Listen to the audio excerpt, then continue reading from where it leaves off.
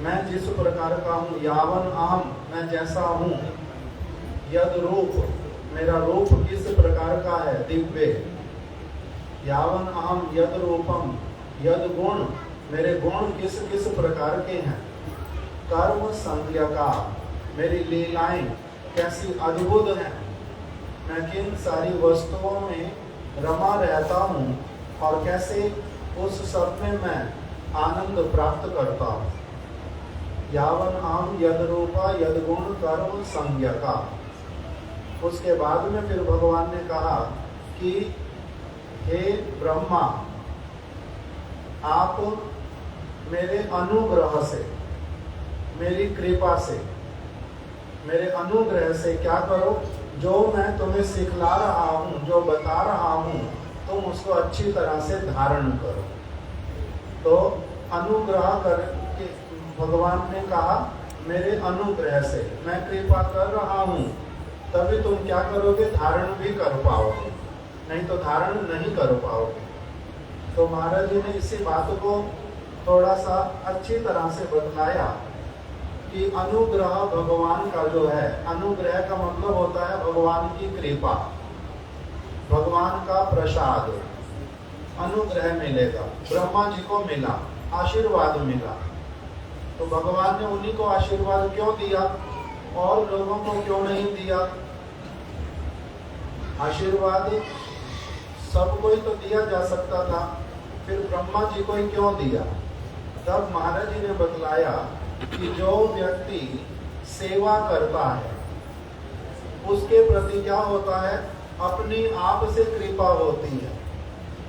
जो सेवा करता है उसको कहना भी नहीं पड़ता, गुरु जी महाराज जी मेरे प्रति कृपा करो, कृपा करो, नहीं। सेवा करता है तो गुरु जी हो, वैष्णव गण हो, साधारण जगत में भी देखा जाता है, आप अगर किसी की सेवा करो तो क्या होता है, उससे आपके प्रति अपनी आप प्रसन्न हो जाता है वो व्यक्ति। इसी प्रकार से गुरु प्रसन्न होते हैं, कृपा करते हैं, किससे? सेवा की वृत्ति को देख करके, सेवा को करते हुए देख करके। इसलिए महाराज जी ने कहा अनुग्रह होता है सेवा के माध्यम से, सेवा करेगा व्यक्ति तो उसके ऊपर कृपा होएगी। और एक बीच में शब्द बताया था अनुशासन। अनुशासन क्या होता है? अनुग्रह, अनुशासन और फिर अनुभव। महाराज जी ने तीनों शब्द बतलाए। हमारे को अभी गुरु का अनुभव नहीं होता कि वो वास्तविक रूप में किस प्रकार के हैं, उनका महिमा क्या है, उनकी वास्तविक रूप में उनका इस भगवान के वो कैसे प्रिय हैं, उनका कितना ऊंचा स्तर है, वो कितना आदरणीय है, कितना पूजनीय है, वो कैसे मेरे सबसे श्रेष्ठ मित्र हैं, वो मेरा सब समय हित ही हित चाहते हैं, ये हम लोगों को अनुभव नहीं होता। जैसे हम जब छोटे बच्चे हैं, 5 वर्ष के हो गए, 10 वर्ष के हो गए, 15 वर्ष के हो गए, 20 वर्ष के हो गए, माता पिता जो हैं हमारे लिए बहुत कुछ करते रहते हैं।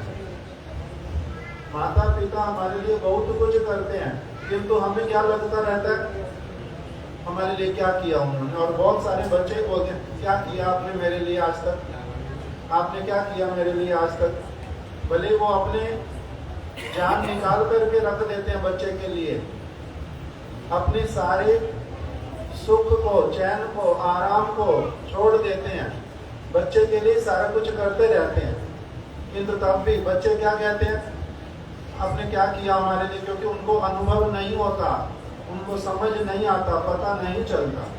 तो जब इस साधारण जगत में माता पिता की स्थिति हमें नहीं पता चलती, तब फिर गुरु जो है माता पिता से फिर भी हमारा क्या है, बाहर का एक संबंध दिखलाई देता है, उन्होंने हमें जन्म दिया, किंतु गुरु के साथ में उस प्रकार का संबंध नहीं होने के कारण इसलिए और भी अधिक असुविधा होती है उनको समझने में कि वास्तविक रूप में वो मेरे कैसे हितैषी हैं, ये हमारे को आसानी से समझ नहीं आता।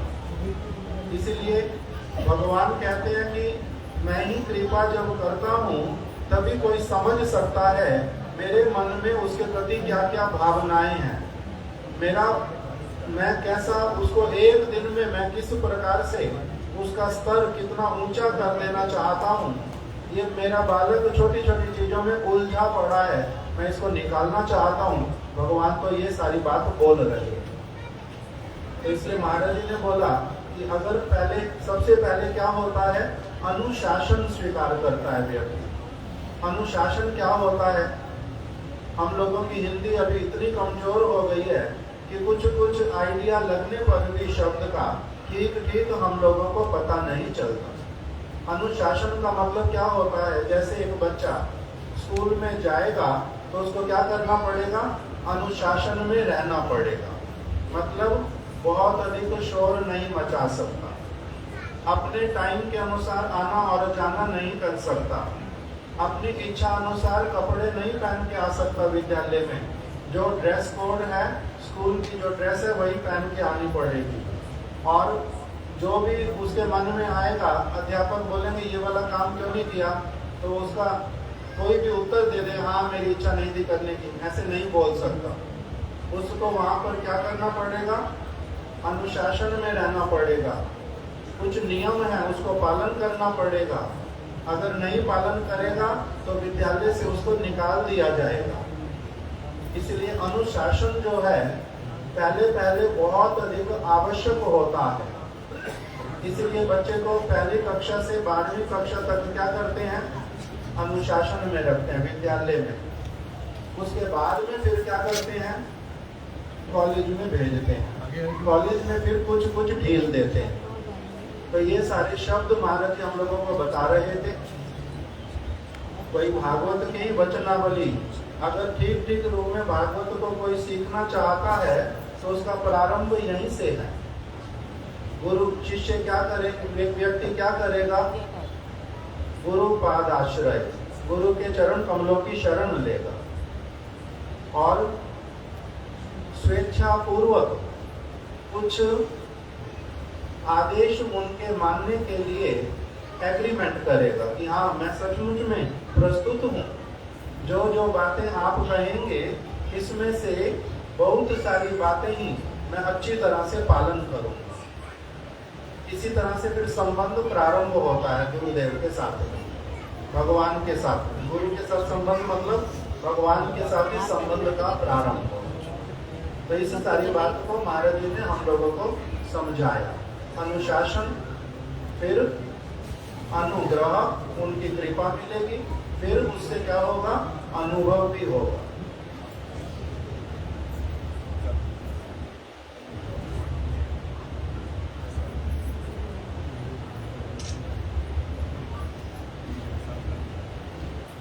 तो इस प्रकार से महाराज जी ने हम लोगों को बातें बतलाई। सबसे बीच में महाराज जी ने एक बात उठाई कि यहाँ पर मदन मोहन मंदिर जो है बिल्कुल निकट में बन रहा है और उसका कार्य प्रारंभ हुआ, किंतु किसी कारणवश रुक गया बीच में। और कुछ भक्त लोग उसमें इन्वॉल्व हैं।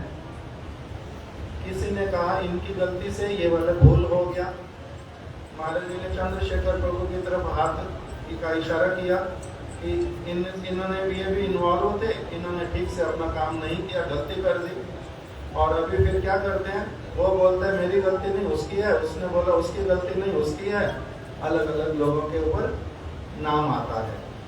किंतु महाराज जी अभी जब कुछ दिन पहले ही हमारे श्री राधा माधव गौड़िया मठ में उपस्थित हुए थे, वहां पर महाराज जी एक बात बतला रहे थे बहुत अच्छी, कि हमारे गुरु महाराज जी बोलते थे, उन्होंने महाराज जी को ही बोला था पर्सनली।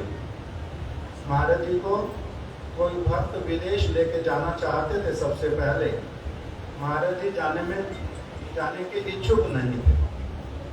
तो गुरु महाराज जी ने महाराज जी को कहा नहीं आप जाओ। क्यों? एक चीज उस समय उन्होंने सिखला दी, गाइते गाइते गायन और बाजाइते बाजाइते बायन। गाते गाते गाते गाते अच्छी तरह से गाना आ जाता है। और मृदंग हो, करताल हो, हारमोनियम हो, कोई भी और यंत्र हो, उसको अगर एक व्यक्ति बजाने का प्रयास करता रहे, अभ्यास करता रहे, करते करते क्या हो जाता है, उसको बजाना भी अच्छी तरह से आ जाता है। गाते गाते गाना आ जाता है, बजाते बजाते बजाना आ जाता है। इसी प्रकार से सेवा करते करते सेवा करनी आ जाती है। हम लोग जो भी सेवा मठ में आकर के हमारे को बोलते थे कि ये करो ये करो ये करो, उसमें से जीवन में कभी कुछ किया ही नहीं था पहले। तो अभी जो कुछ भी करने जाते हैं सब समय क्या होता है, गलती होती है, डांट पड़ती है, बार बार यही बोलते तुम्हें ये भी नहीं आता, तुम्हें ये भी नहीं आता, तुम बिल्कुल कुछ नहीं जानते, तो मेरा मूर्ख है। अलग अलग बातें ये वाली सुनने को मिलती हैं। क्यों? क्योंकि अगर सेवा कर रहे हैं, जहाँ से प्रारंभ करेंगे तो सेवा में गलतियां तो होंगी। हर व्यक्ति गलती करता है ना, बड़े होने पर भी गलतियां हो जाती हैं हमारे से। इसलिए इंग्लिश में बोलते हैं टू हर इज ह्यूमन। मनुष्य जो है गलतियों का पुतला है, गलतियां करते करते ही सीखते हैं। फिर हमारे गुरुदेव एक बात बोलते थे मथुरा में, बोलते थे देखो भाई, जो सेवा करेगा गलती